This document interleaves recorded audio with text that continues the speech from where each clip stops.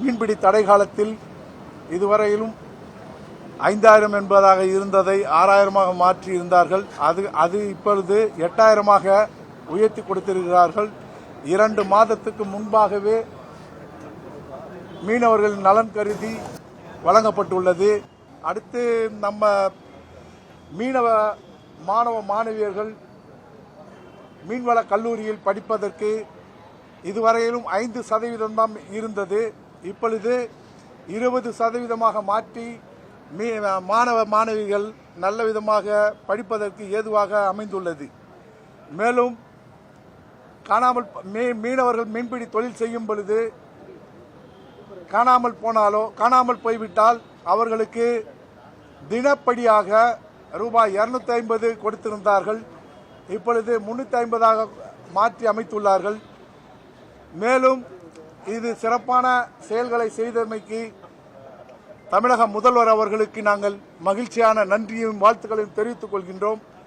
தலைவர் கலைஞர் அவர்களின் ஆட்சி இருந்தபோது சிந்தனை சிற்பி சிங்காரவேலரின் பெயரில் மீனவர்களுக்கு வீடு கட்டும் திட்டத்தை எடுத்து வந்து மீனவர்களுக்கு இலவசமாக வீடு கட்டி கொடுத்தார்கள். அந்த திட்டம் தற்சமயம் அது 4.5 லட்சம் 5.5 லட்சம் இப்பொழுது கட்டினால்தான் வீடு கொடுக்கப்படுகிறது.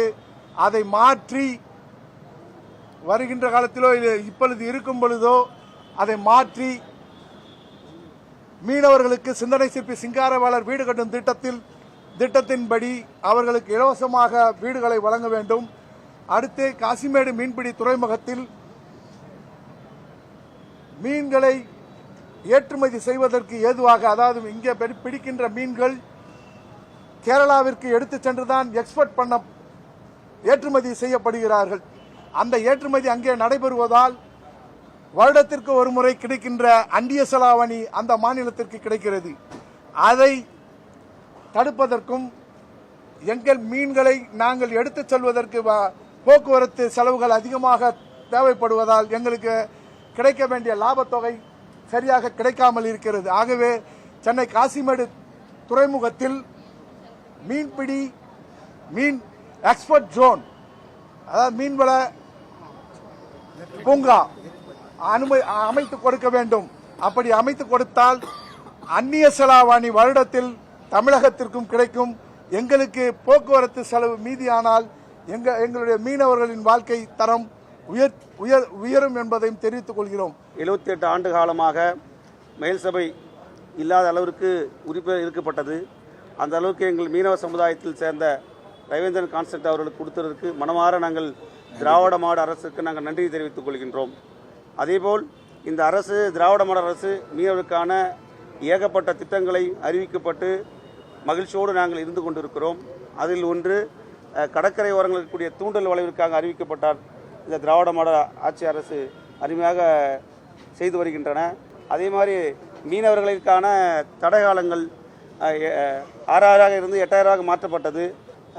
எங்களது மீனவர்களை பழங்குடியினர் பட்டியலில் சேர்க்க வேண்டும் என்பதை எங்கள் நீண்ட நாள் கோரிக்கை. அதேபோல் எங்களுக்கான இப்போ மீனவர் நல வாரியம் சமீபத்தில் அறிவிக்கப்பட்டிருந்த, அதாவது காணாது போன மீனவர்களுக்கு மாதந்தோறும் 3000 நல வாரியத்தில் அறிவிக்கப்பட்டிருக்கிறது. உள்ளிட்ட தமிழ்நாட்டிற்கு கூட எல்லா இறகுதளக்கும் எல்லா கிராமங்களும் மீனவ இறகுதளம் அமைக்கப்பட்டுள்ளது, தூண்டல் வலை அமைக்கப்பட்டுள்ளது. அதேபோல் மீன் வளர்ச்சிகள் மற்ற மாநிலங்களை விட அந்த அளவிற்கு கட்டமைப்பு எங்களுக்கு உருவாக்கப்பட்டு மீன் வளர்ச்சிகளும் உயர்த்தப்பட்டிருக்கும் என்பதை இந்த நேரத்தில் நாங்கள் தெரிவித்துக் கொள்கிறோம். மாண்புமிகு தமிழக முதலமைச்சர் அவர்களுக்கு நாங்கள் நன்றியை தெரிவித்துக் கொள்கிறோம். தமிழ்நாட்டிலே இந்த சட்டப்பேரவை தேர்தலில் 234 இடங்களிலும் திராவிட முன்னேற்ற கழகத்தினுடைய கூட்டணி தான் வெற்றி பெறக்கூடிய வாய்ப்பு இருக்கிறது என்பதை நாங்கள் அனுபவபூர்வமாக நாங்கள் கண்டோம். அதில் குறிப்பாக ஒடுக்கப்பட்ட மக்கள், பட்டியலின மக்களுடைய பகுதிகளிலே திமுகவிற்கு மிகப்பெரிய செல்வாக்கு கூடியிருக்கிறது என்பதை நாங்கள் உணர முடிந்தது. தமிழகத்தின் மேற்கு மாவட்டங்களில் அருந்ததியர் மக்கள் கடந்த தேர்தலில் 68% வாக்களித்ததாக ஒரு புள்ளிவிவரம் சொன்னது. இந்த முறை 88% அருந்ததியருடைய ஓட்டு திமுகவிற்கு தான் என்கிற நிலைமை அங்கே இருக்கிறது என்பதை இந்த நேரத்தில் நான் பதிவு செய்ய விரும்புகிறேன். அதேபோல திராவிட முன்னேற்ற கழகத்தினுடைய கூட்டணியிலே ஆதித்தமிழர் கட்சி தொடர்ந்து 20 ஆண்டுகளாக நாங்கள் பயணித்து வருகிறோம்.